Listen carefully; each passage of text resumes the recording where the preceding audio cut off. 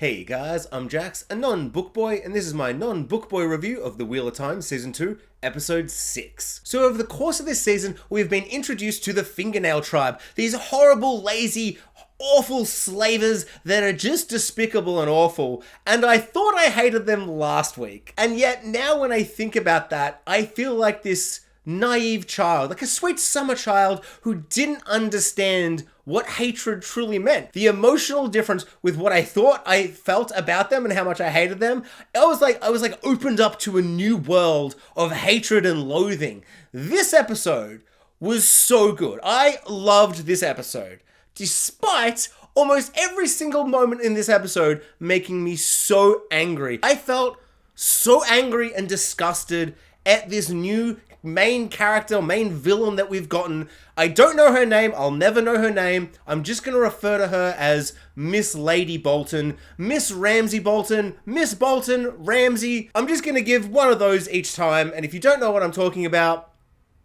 you're probably a happier person for it. So this episode with Egwene, I found to be so powerful, so interesting and terrifying, and just such a fantastic episode. And Egwene, the actress who plays Egwene, I don't know her name, I'm sorry, just killed it. Her facial expressions throughout this episode as she kind of goes on this horrible journey of realization of what is really truly happening to her and how horrible the situation she's in was breathtaking. Like, I was on the edge of my seat. It was just so very, very good. This is some of the best filmmaking and acting and just storytelling that the show has done at all. And it's clearly, obviously, the darkest, most perverse, horrible things they've tackled. And honestly, to be honest, I'm a little surprised at how well they have handled how dark and how kind of mature and awful these themes and these moments have gotten. Because the show has been dark at times, but I don't think it has done anything this perverse and awful.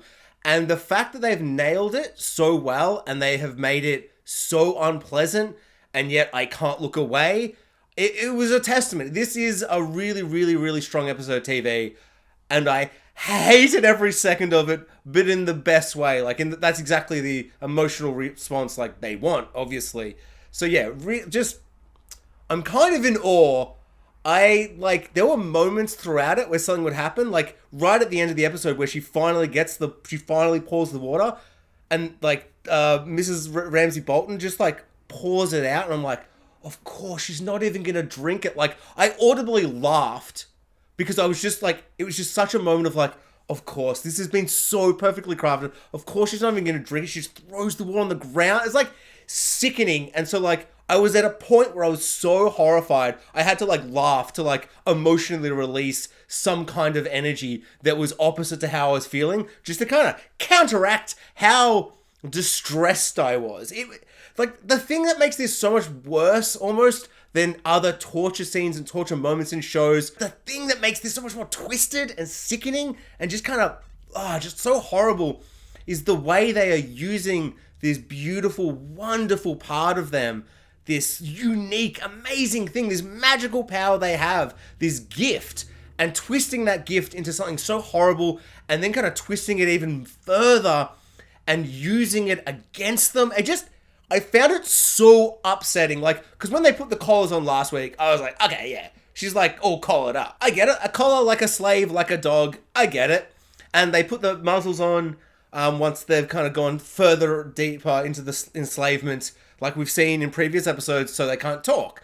But what I did not realize is that these people are wearing a collar that is somehow magically kind of imbued with this awful kind of twisted use of the one power, so that every time they use the magic against the slavers or against their collar wearing, their owner, I guess I'll call them. They said words, the Dashamar, or I don't know. They said lots of words, and I'm like, I'm too overwhelmed with sickness and hatred. I'm missing these key words for what they're called.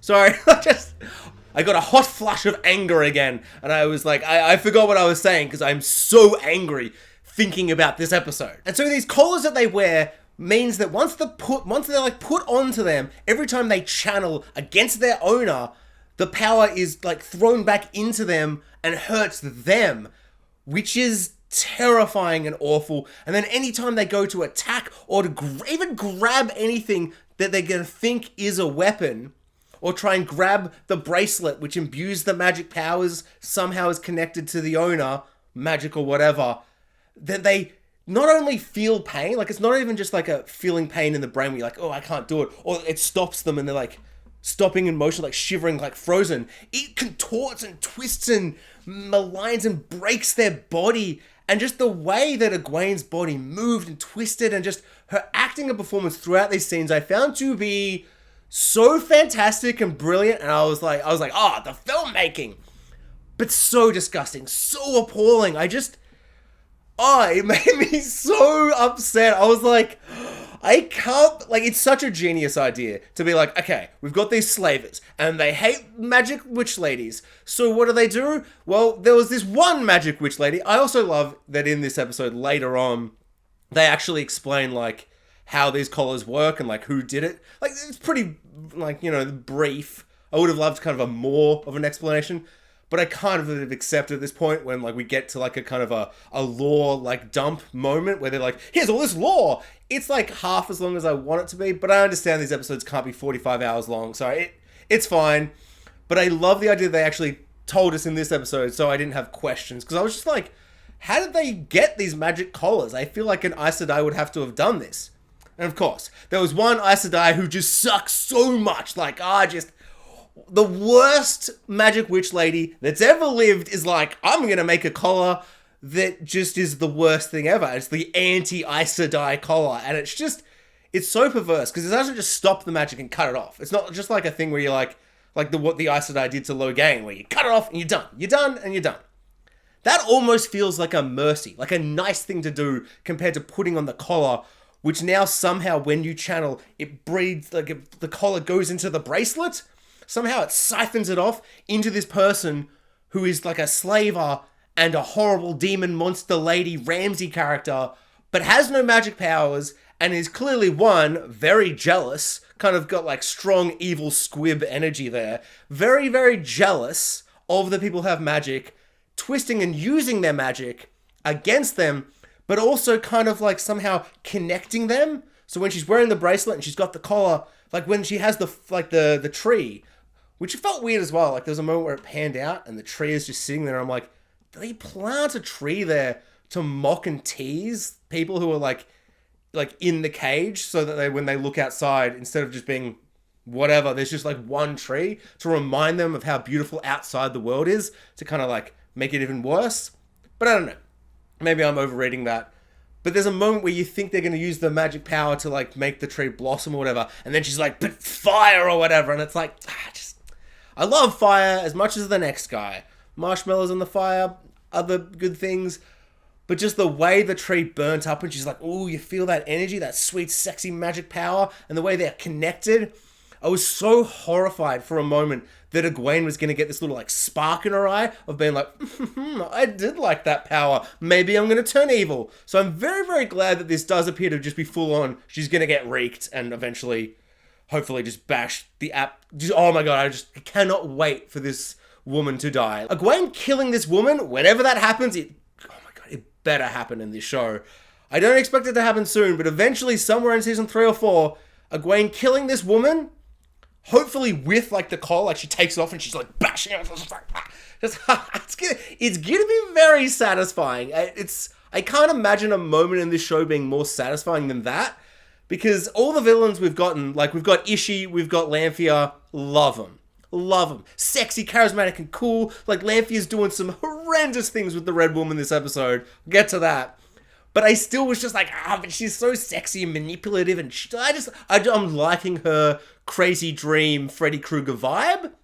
I'm liking it. Mrs. Ramsey Bolton, there's nothing redeemable about her. There's nothing to kind of cling on to and go, well, she is evil, but she's got some interesting points. Just so unapologetically, just unredeemably disgusting and awful.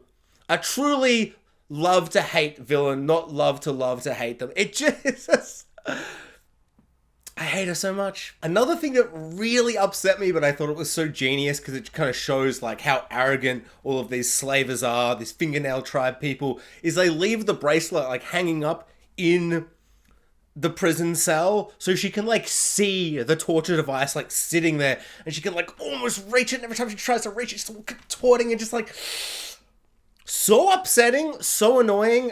But it also shows, and like the ogre character Ogre, there's a moment where he's like, they're not even really guarding the horn. So it kind of shows that these Fingernail tribe people are so arrogant that in their own kind of like homes, or this castle they've taken that they've turned into their home, this arrogance and this laziness that comes with having longer fingernails so you don't have to do anything, this kind of vibe they've got when they think they're safe is probably, hopefully going to be their undoing, which I love, because it's like, yeah, of course, they're just like too overly confident, and we've got some sweet, badass, good characters, but, you know, because they're the main characters, they're gonna win, right? I mean, if this season ends and Nyneave and Elayne don't rescue Egwene and were captured as well, I think I would die of sadness. Like, I would be so upset. Like, I'm not sure how I want this to go either with Egwene, because it's like, this whole episode, like, she's like defiant and she's like trying to grab the thing to attack her, and she has the vision of attacking her and all these things, and then by the end of the episode, she grabs the glass and gives it to Mrs. Bolton, and she pours the water and she gets to drink the water. So we've had this big arc, and I feel like that's almost enough. Like, I feel like they've said what they need to say. Or is she truly going to be like Reek and she's going to be enslaved for ages? I would love for her to be rescued in the next couple of episodes, probably in the finale, I'd imagine. But I also wouldn't be surprised, and I wouldn't be annoyed storytelling-wise. Like, I would be annoyed for her character, but story-wise, for her to stay enslaved for ages, that would be interesting. But I don't, yeah, so I'm unsure how it's going to go. I'm just really hoping it kind of goes a bit more kind of, for a lack of a better word, more Lord of the Rings Narnia than Game of Thrones, and they save her earlier rather than her being reeked forever or for a very, very, very long time. But we'll see how it goes, because it was very compelling and interesting, and it would be interesting to see Egwene have to deal with this and just kind of exist like this for a while. Although we did get a really strong amount. Like, one of my favorite parts of this episode was how much it felt like it was Egwene's episode, with so many other characters and things going on throughout the show. Every episode, except for maybe the pilot, hasn't really felt like one kind of tight story being told, one sole singular episode where this one thing is happening. And even though there were a couple of other characters doing other things, a lot of it was related to this one plot. And it kind of felt more kind of unique and solely this episode with Egwene than any other episode has. And that focus on Egwene this episode, I really, really enjoyed. I don't think any other episode has felt like that, where it's like, we're telling this story, and yes, there are a couple other little things going on, little breadcrumbs of other plots, but even Rand and Nyneave and all these other characters are relating to Egwene's story this episode. And I thought that was really, really well done, and I kind of hope there's more of that in the future, because like, if you look at all the other episodes, I could tell you things that happened, but I wouldn't be like, oh, episode 3 was like more Wayne's episode or whatever. This one was Egwene's episode, and I think they did that really well, and I think I would like to see that more in the future, to really kind of focus in on these characters and to really kind of like spend time with them, rather than having just a couple of scenes and a couple of minutes with heaps and heaps of different characters every episode. Even though I understand you kind of need to do that because there's like 60 characters now, like there's almost too many, and I understand they've probably cut half the book characters. There still feels like there's almost too many, where I'm like, I can't keep track of everyone's names and everything, but maybe that's on me, not the show. So Rand and Lanfear start this episode, and she's all dressed up dominatrix. They're in the desert. He's all chained up, shirtless, ripped as all hell, looking so good. Stoic, shirtless Rand is the best form of Rand we've gotten so far. While I did expect some weird, kinky stuff to go on in the dream, we didn't really get that, but that whole scene and Lanfear's manipulation and twisting of Rand is really enjoyable to see. Like, Lanfear is a villain I can get behind. I like her motivations. I love how she loved the old dragon, the original recipe dragon. And so you can kind of see that she wants to love Rand, and she wants him to be the old dragon.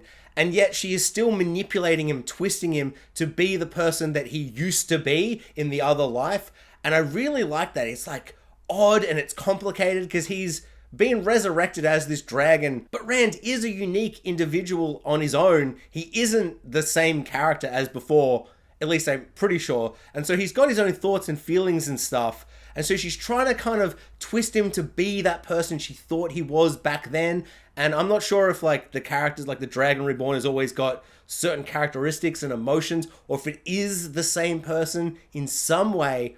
But I found all of that really, really interesting. But Rand is making it very easy for Lanfear to twist and manipulate him. The way she kind of goes, hey, I've been stopping Ishi getting into your dreams. He's like, I don't believe you. And so the next time he has a dream, she lets Ishi in for a moment and then just like expels him and goes, see, if I'm not stopping him, he'll just come into your dreams all the time.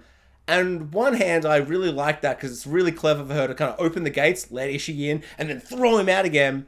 But I was also like, I don't know how powerful she is in the dream world. Was that even Ishi? Was that him? Or can she create visions of other characters? So I don't know. Either way, I really like it. And then on top of that, to be like, hey, okay, you don't trust me? I haven't given you a reason to trust me. So let's go in our dream forms and go meet anybody you want. And he's like, I can go see anybody? And she knows, because he loved Egwene, or loves Egwene, she knows he's going to pick her, and she knows where Egwene is, and so he's going to want to go, like, save her, and she wants to push him in that direction, so she's like, yeah, just go pick anyone. He's like, anyone? And there's that moment in her face where you can see that she hates the fact that he's going to pick Egwene, because she loves him, or really wants to love him, and wants him to love her back, and so she's like, resigned yet kind of determined and like, oh yeah, go see Egwene. And so it feels like it hurts her a little bit, but also it kind of works for her advantage because she knows what position Egwene is in, being wreaked by the Fingernail tribe.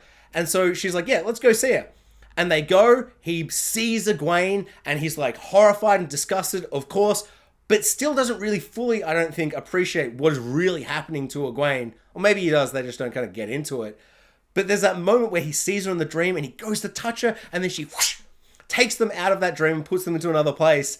And for Egwene to see Rand and be like, Rand, but he doesn't get that moment to be like, hey, I'm alive. I'm sorry. I shouldn't have said I died. That was my bad.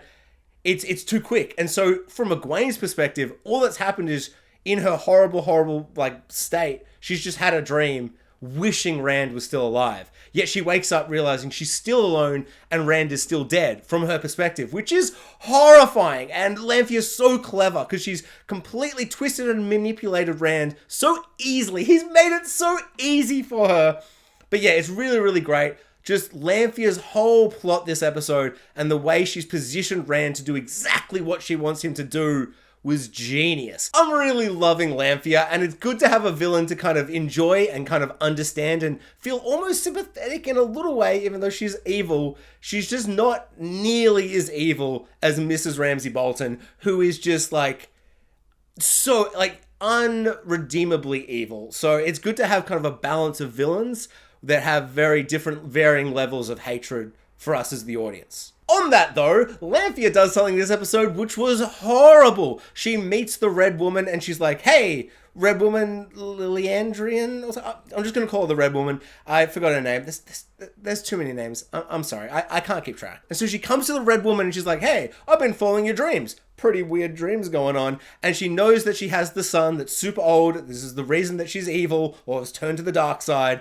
And she's like, this dead old man's son that you keep letting be alive in this old decrepit state, he's holding you back. You hate all men except for this one man, so let's take that last man, your son, away from you. Lanfear pulls the air, the breath of life out of this old dying son of the Red Woman, and it was just so upsetting but so, kind of cool as well, just being like, she's just like taking the air out of him, killing him that way. Like, it's not as kind of simple as just putting a pillow on him or something like that. It was so beautifully horrible in a way that I really, really enjoyed.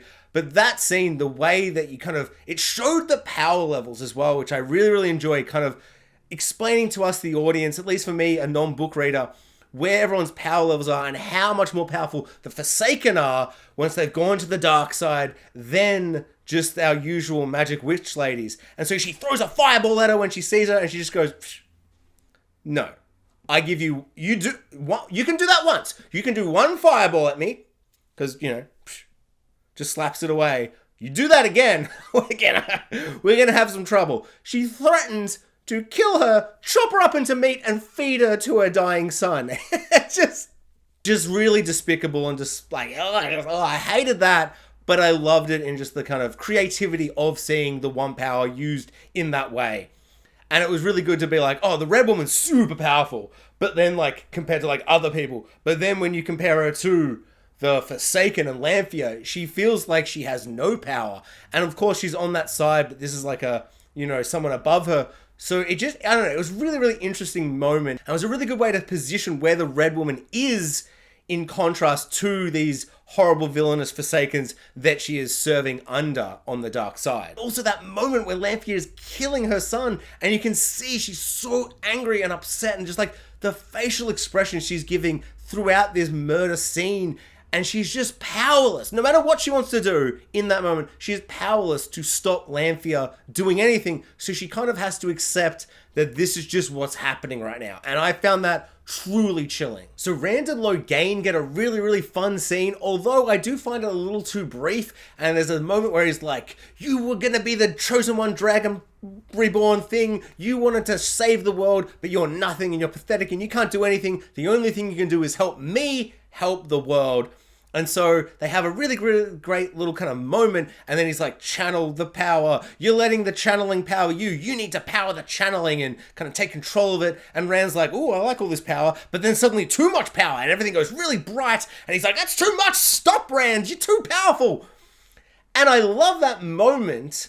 Although there's like straight away after, he's like, oh my God, that was crazy. There's not going to be enough time to train. And I'm like, bro, you gave it 5 seconds. Like, just try it again, a bit slower maybe. And he's suddenly like, I gotta get out of here. There's not enough time for this. And I'm like, I feel like you didn't give that a fair shot, Rand. I don't know what Lanfear told you, like, outside of the stuff we saw. And Egwene's in a position where you gotta go save her now. But, like, maybe try for more than 35 seconds to channel the power and help Logan help you. I don't know. It just felt a bit brief. Maybe it's just because I want more Logan Rand kind of time together. But that really felt like a scene that could have kind of been expanded on. Or maybe I just dislike Rand's character decision in that moment to be like, I gotta get out of here. I gotta get out of here.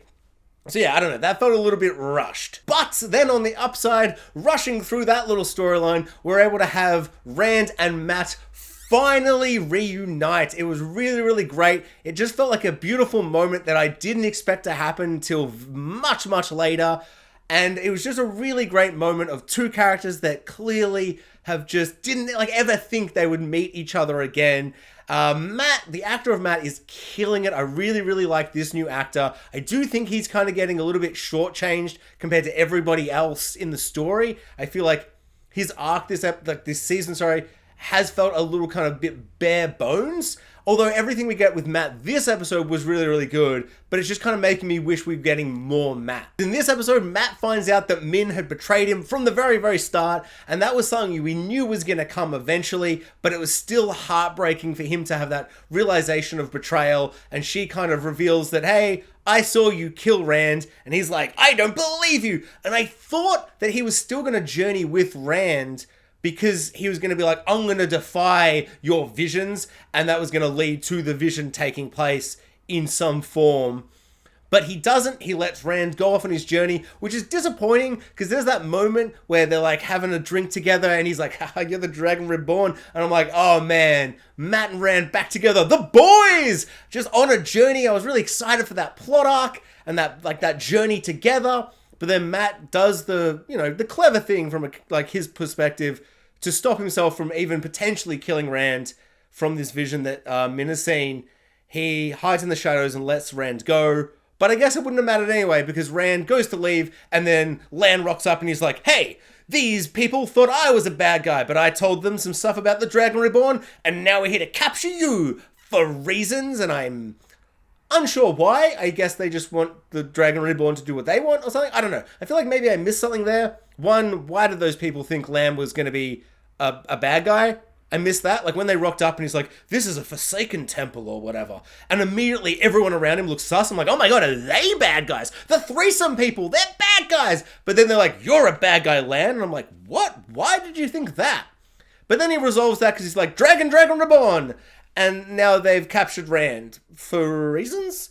I'm sure that'll be explained later, or I missed the scene because I was so overwhelmed with hatred for the Fingernail tribe, which I think is going to be a reoccurring feeling for me. One of my favorite scenes in this episode, and maybe for the whole season in general, was when the Ogre, I forgot his name, I'm just going to call him the Ogre, he's told he has to sing, and he starts doing this beautiful, deep, somber kind of singing, and at first, all the horrible Fingernail tribe people are laughing at him, and then he starts singing, and it's beautiful, and there's such emotion and power in it, and then the tree starts rising and growing, and suddenly all the people around, except for the main kind of Fingernail lady, they're all like looking at this beautiful kind of really mysterious moment happen as this tree grows and rises, and they're always kind of captivated and mesmerized by this really interesting, beautiful, magical thing that's happening in front of them.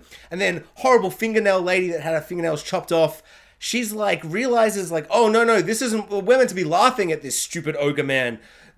And like everyone like seemed to really kind of be entranced by it, and she's like, no, and she's like, stop, that's enough, and then they all go back to laughing. And I thought that was a really interesting moment to kind of show, I don't know, it really said a lot about these Fingernail people, and it also opens this whole can of worms about the ogres and their kind of connection to nature or something. I don't know. I loved all of that, and I'm really, really keen to see more of where that goes, because I'm just like, so many questions. What's with the ogres? Why can they sing and make nature grow? Super cool. Love it. And once again, another scene where I'm like, I hate these Fingernail people so very much. So this episode, Elayne and Nyneave team up with that other Aes Sedai lady, and she's like, hey, I got a bracelet and I got a collar, and we've got to figure out how to open this or unlock it, or kind of, tap into it in a way where we can kind of manipulate and twist this horrible, broken, magic that is enslaving everybody. And once we can figure this out, we can save them all.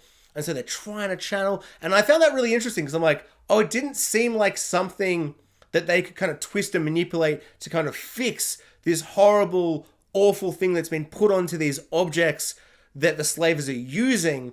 But I guess that makes sense. Like, magic was imbued into these objects to make them anti-Aes Sedai items. And so I guess magic can also undo that.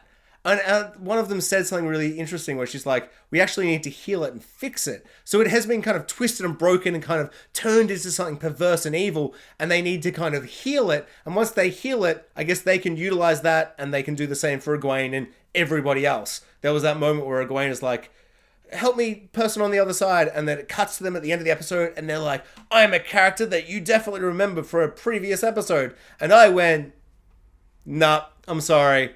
I am doing my utmost best to keep track of all 600,000 different things going on. I'm lost. Who are you? When were you on the show? And so that plotline I find really, really interesting, and it's the one little kind of nugget of hope that I have that Egwene will get out of this collared situation earlier rather than later. They get found out for doing magic, and the bad guys, the Fingernail tribe, find them, and there's a battle and action scene. That was awesome. A little too brief, but maybe that's just my horrible bloodlust for action, and I just love swordplay and all that kind of action stuff. But the actual magic that we got was really amazing. The Aes Sedai who gets collared, I don't know her name. The way she attacks the other evil magic wielders, and she like contorts and twists and rips and breaks their bones and just kind of pushes them to the ground, was incredible. Like, horrifying, but they suck and they're evil. So yeah, just kill them as badly as possible. Really, really great. Loved all that. That moment where she's like, don't let them collar me, kill me. And he goes to kill her, and then he gets stabbed with like this magic spear thing that they've created out of the air. Really, really great. Loved all of that. Really, really fun. And I have to presume, hopefully, that now that she's been collared, they can be saved later by Nyneave. And if not, she's really going to regret the fact that she didn't use magic to kill herself, and she's going to have to be enslaved. Because it just seems like the worst. Thank you so much for watching, and I'm super curious, if you're a book reader, if you're a non-book reader, what do you think about this episode? Does it live up to the horrors that I imagine take place in the book? Comment below. I would love to know what everybody thought about this episode.